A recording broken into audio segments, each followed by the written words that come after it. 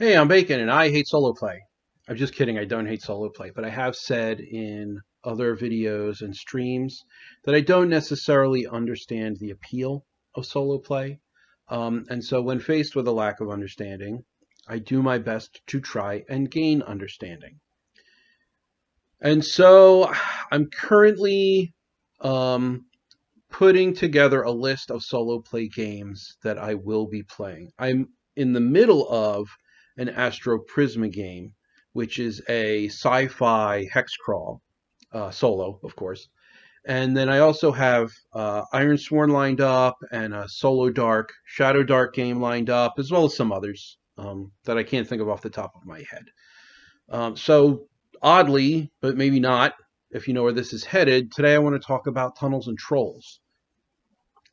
Tunnels and Trolls, which I am going to call Tables and Trolls at least once while I'm recording.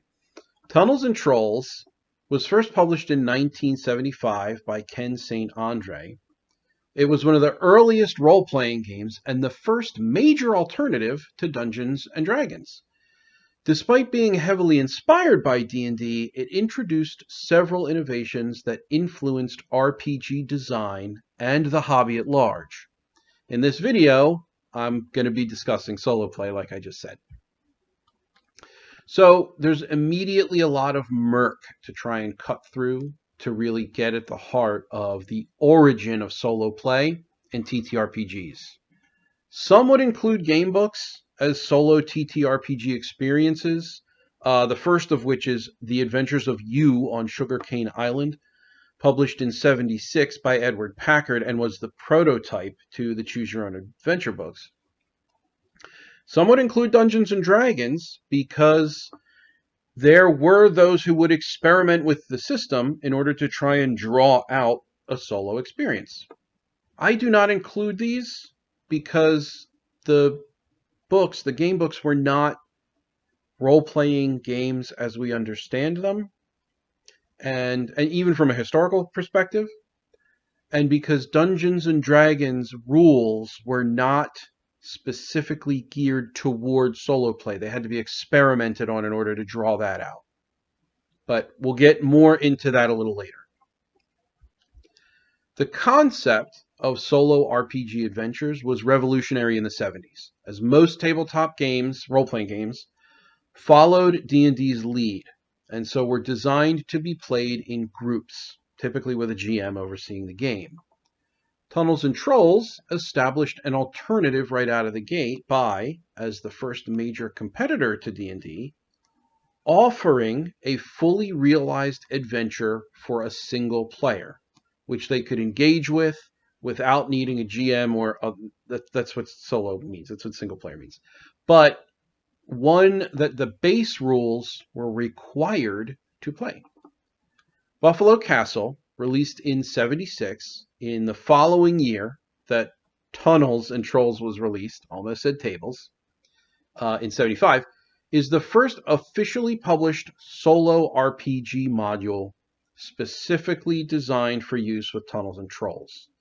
But it's important to note that there were other solo play experiences or concepts before it, though none of them were as fully developed or widely recognized in the same way. So before Buffalo Castle, some early games, including even Chainmail in '71, had systems that could theoretically be used for solo play, but they weren't designed as standalone solo adventures. Chainmail had solo rules for simple battles, but it was mainly a miniatures game with limited narrative elements. Dungeons and Dragons in '74, the earliest edition of which did not have pre-designed solo modules, but it did introduce systems that could be used for solo dungeon crawling. While the D&D rules themselves weren't initially set up with solo play in mind, some players started creating their own solo campaigns or adventure paths to experiment with the system, often using random encounter tables, dungeon maps, and other solo-friendly features. These early self-designed solo experiences were more informal, but they definitely hinted at things to come. And these experiments with solo play inspired the development of more structured solo adventures, which later did appear in Tunnels and Trolls with modules like Buffalo Castle. And then Tunnels and Trolls itself in 75. The first edition of which was groundbreaking in many ways, including the solo playability of its design. That solo playability, it did not actually speak to solo play in the manual, just as D&D didn't. But there were also experimenters with these systems to pull the solo play out of the rules. So the rules, again, weren't fully structured for solo play, but Tunnels and Trolls itself contained the necessary mechanics, combat, saving rolls, monster stats, for players to play solo if they desired, with a little bit of doctoring. Tunnels and Trolls was designed with the idea of ease of play, and a solo adventure was an obvious next step once the basic system was in place. Much like with the experimentation that took place with D&D, many early adopters used the Tunnels and Trolls system to create their own solo dungeon crawls and combat scenarios. This laid the groundwork for later solo adventures by providing a system where solo play was easy to incorporate. Buffalo Castle's Buffalo Castle was a game-changing development, though it wasn't technically the very first solo play experience due to chainmail and other experiments that we just discussed. It is definitely the first fully realized solo module for an RPG designed to be played entirely by one person with the mechanics of a full RPG system. It was the first adventure to offer a complete, cohesive experience with an RPG's dice mechanics, saving throws, combat, and character progression, all tailored for solo play. While earlier solo concepts might have existed, none of them integrated the full RPG experience as Buffalo Castle did. The module presented a branching adventure where a player could make decisions and roll dice for outcomes, while also advancing their character through the experience point system. Buffalo Castle is the first official solo module designed for a tabletop RPG, and it is the first to integrate full RPG mechanics within the solo adventure format.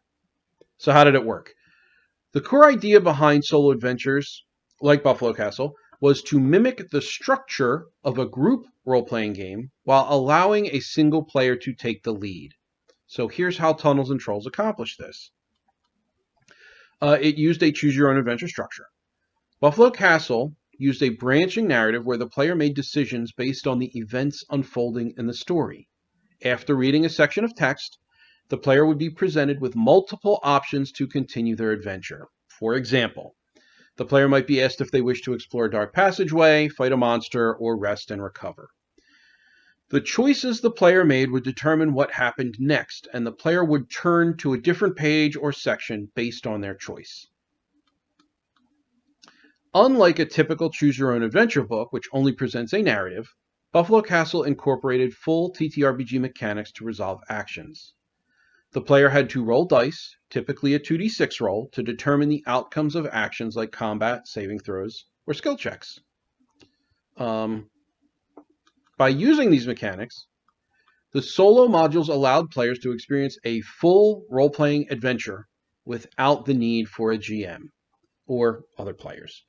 The system handled random events, enemy encounters, and consequences using dice rolls and tables built into the module itself, mimicking the unpredictable nature of a GM-led game. This was a significant innovation at the time because it allowed a player to experience an RPG without requiring anyone else. The narrative in solo adventures was structured so that each decision point could lead the player in different directions. If a player was successful in a task, they might be rewarded with further exploration or treasure, whereas failure could result in death or set them back. This ensured that players had agency over their adventure despite the lack of other players. So what was the impact that these solo adventures had on the hobby at large? Solo RPG adventures opened the door to solo role-playing, a form of play that had been previously difficult to imagine within the traditional group setting of most RPGs. despite all the experimentation. Players who couldn't find a group could now experience an adventure on their own terms. This laid the groundwork for the development of solo role-playing games, which became increasingly popular throughout the 80s and 90s, clean on through to today.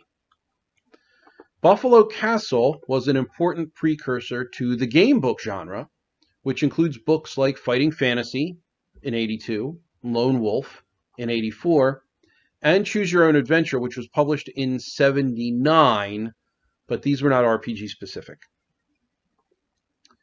The books followed the same basic structure as the solo RPG adventures introduced by Tunnels and Trolls.